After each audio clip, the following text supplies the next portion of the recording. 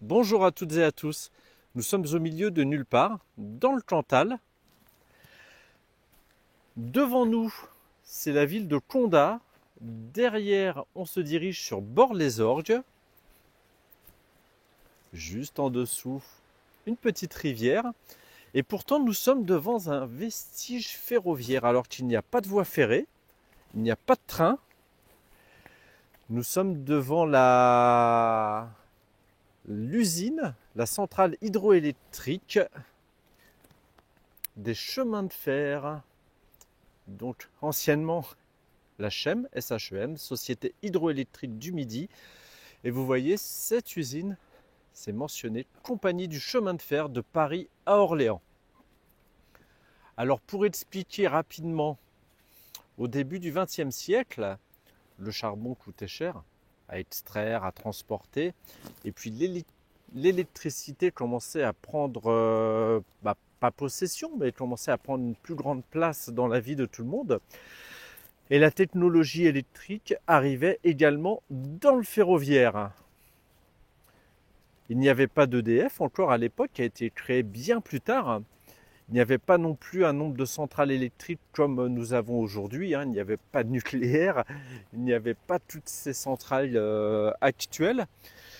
Donc les chemins de fer commençaient à réfléchir à l'électrification de leur réseau, l'électrification de leur matériel moteur, de leur engin moteur, automotrice et locomotive. Et en parallèle de cette électrification, ils ont dû construire leur centrale de production d'électricité. Et au début du XXe siècle, il n'y avait pas 50 millions de technologies, c'était le charbon ou la force hydraulique. Et comme vous le constatez, voici une de ces centrales,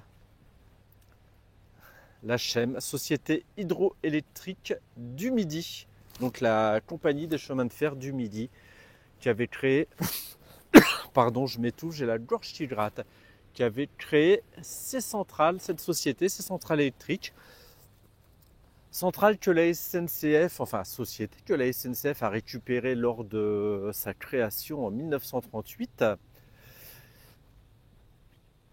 Ça lui permettait d'avoir une indépendance énergétique et de produire également son électricité. Mais là, c'est vous qui allez devoir me dire ce qu'il en est, qui allait pouvoir apporter des précisions. Donc la SHEM a été revendue au début des années 2000. La SNCF a revendu donc cette belle entreprise. J'ai plusieurs pas points de vue, mais j'ai eu plusieurs discours par rapport à cette revente. Au début des années 2000, la SNCF était quand même déficitaire depuis plusieurs exercices, et donc en vendant des bijoux de famille, ça permet d'apporter de l'argent. Et quand la SNCF a revendu la SHEM, elle a été bénéficiaire sur son exercice 2003 ou 2004, je ne sais plus, je crois que c'est 2004, de 500 millions d'euros, ce qui correspondait à peu près à la revente de cette entreprise. Vous voyez, là c'est bien marqué encore Compagnie du chemin de fer de Paris à Orléans. Et le deuxième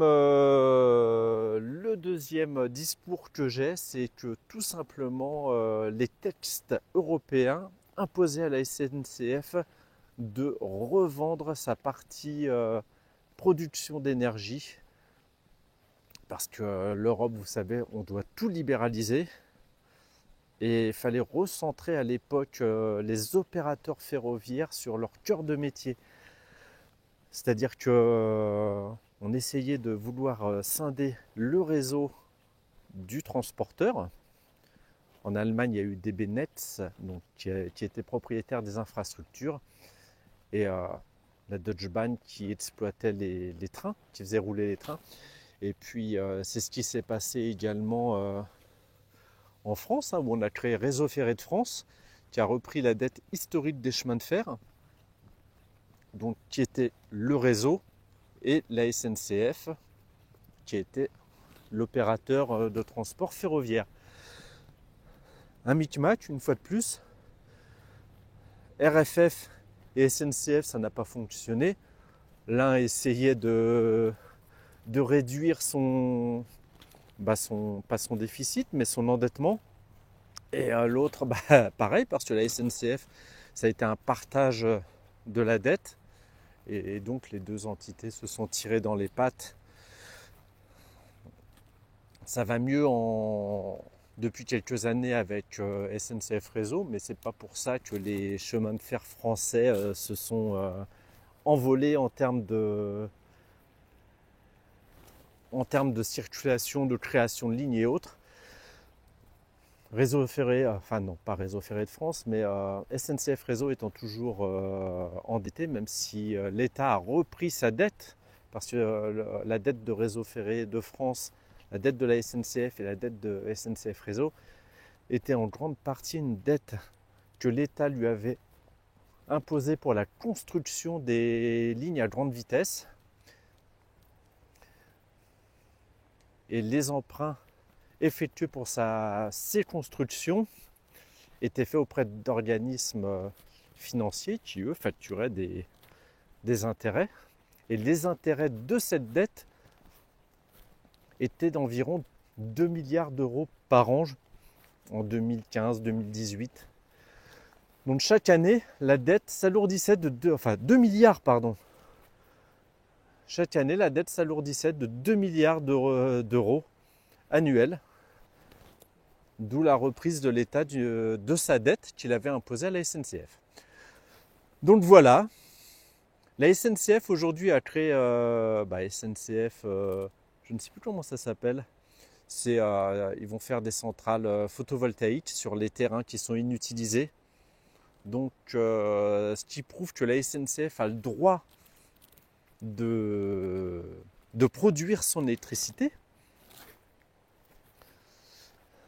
Mais c'est dommage que ces centrales hydroélectriques aient été revendues. Dites-moi ce qu'il en est au niveau de vos connaissances et surtout de cette revente de la Chem par la SNCF. Est-ce que c'était une décision européenne ou est-ce que c'était tout simplement que la SNCF était trop endettée à une certaine époque et il fallait vendre les bijoux de famille pour apporter un peu d'argent frais? Avez-vous travaillé à la Chem, tout simplement? Et voilà, commentez, apportez-moi plein d'éléments, apprenez-moi. J'aime apprendre ces choses-là. Et pendant que ça me revient, vous avez le petit train d'Artoust qui faisait partie de la Chem de mémoire.